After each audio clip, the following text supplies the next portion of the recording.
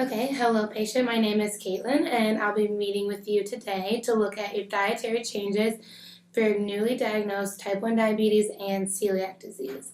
This meeting should help lessen any current symptoms and make you feel more comfortable with these changes. How does that sound? Hi, that sounds great to me. Okay, so it says here you were recently diagnosed and your doctor diagnosed you with type 1 diabetes and celiac disease. Could you explain how you feel about this and your current symptoms? I'm feeling confused and stressed. I'm unsure of what is safe to eat, and on top of keeping track of what I eat to balance my blood sugar. I have had very bad cramping, bloating, dizziness, headache, and sometimes vomiting. It has been getting a little better since my meeting with my doctor, but sometimes I do not know what has gluten in it and I feel sick all over again. Okay, that is totally understandable. These are two complex diseases to balance together. I have a few flyers to give you. I want to review these together now. That should help make things a little easier. How does that sound? Okay, great. First, I want to help explain carbohydrate counting with your diet with your diabetes. A carbohydrate is a macromolecule found in most foods that our body uses for energy. These are broken down to glucose, which your doctor explained, and helps you keep track of monitoring your glucose and your sugar levels. Also, celiac disease has become more popular in recent years, so many more foods are gluten-free and stores are carrying more rice and flour-based gluten-free products. So we can try to keep your diet normal. Could you please tell me your normal intake of food? Of course. Every morning before work, I have oatmeal with blueberries or fruit, walnuts, honey, and 2% milk. When I'm at work for a few hours, I usually feel dizzy or sick, so I try to eat a snack to help. I sometimes have a yogurt, but I eat a bagel if I don't have any more. For lunch, I normally eat around 1. I eat a chicken salad sandwich from the shop down the road or another type of sandwich with chips, an apple, and a soda. I don't like coffee, so I have 2 sodas at work to give me energy for the day. For dinner, I usually eat pasta or stir fry because I live alone and it's really easy to make. Sometimes I bread chicken with breadcrumbs and put it in the oven. It just depends. I try to eat vegetables or potatoes with my dinner to make sure I am full. I really like to bake, so for dessert, I like to make new things for myself and I share with my mom. I will eat a cookie, brownies, or something like that around 9 p.m. That sounds like a great diet overall. It's very helpful for diabetics to eat 6 small meals daily to keep their blood sugar regular, so that's a good step. There are just some small changes I would suggest to help manage your diagnosis.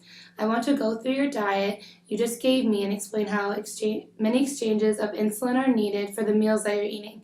This will help keep a balance of your blood sugar to help with the diabetes, and it will also include small gluten replacement options. Are you ready for this step? Yes, I'm excited. I'm tired of my body feeling this way. Great. I will write this all down in this journal. I want you to keep this journal and write out your first couple of meals to keep notes on how much insulin you need and also to see if any foods upset your stomach in case they have gluten. This flyer will be very helpful. It shows how much a serving of food is in items of carbohydrates, and this will help with bolus insulin. So your breakfast: oatmeal with blueberries, fruit, walnuts, honey, and 2% milk. Oatmeal is a grain, and half a cup is 1 serving, and it's also 1 exchange. An exchange is 15 grams of carbohydrates, so 1 serving of fruit is also an exchange. 1 cup of milk is also an exchange, and your walnuts and honey are not an exchange. So for the total exchanges, breakfast is 3. Does that make sense? Yes, kind of.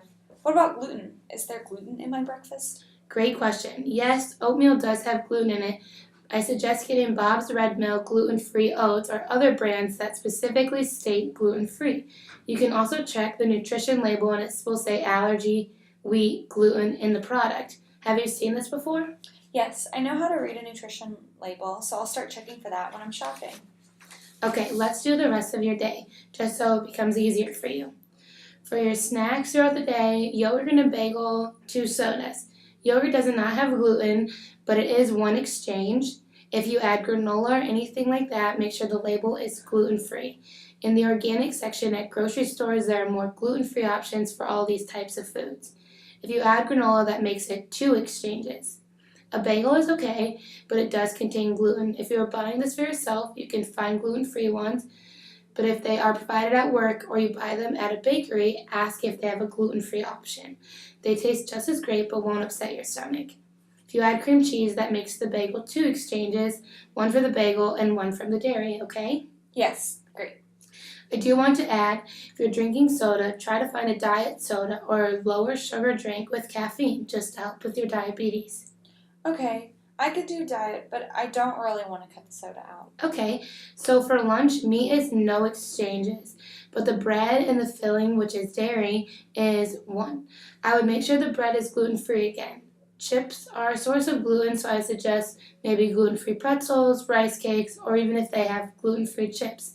That also is 1 exchange. An apple is great and is 1 exchange, and you can keep your diet soda with lunch if you would just try to drink water in between meals. And then, so the total carbohydrate exchanges for your typical lunch would be? 5 exchanges? Correct. Great. I want you to think about your dinner and what you would change, okay? Okay, I will try.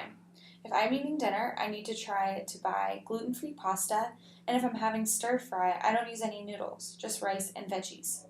Is rice gluten-free? Yes, rice is a great option and it's always gluten-free. And correct, you would need to get gluten-free pasta. There's really great chickpea pasta called Bonza at most grocery stores, but there's also gluten-free noodles. Okay, hopefully that doesn't taste funny, but I will at least give it a shot. Great, let's continue. My stir fry would be about 2 exchanges because of the rice and veggies, but my pasta would only be 1. I do not eat a large portion. I do use tomato sauce, and you said vegetables are 1 exchange, so that would make it 2.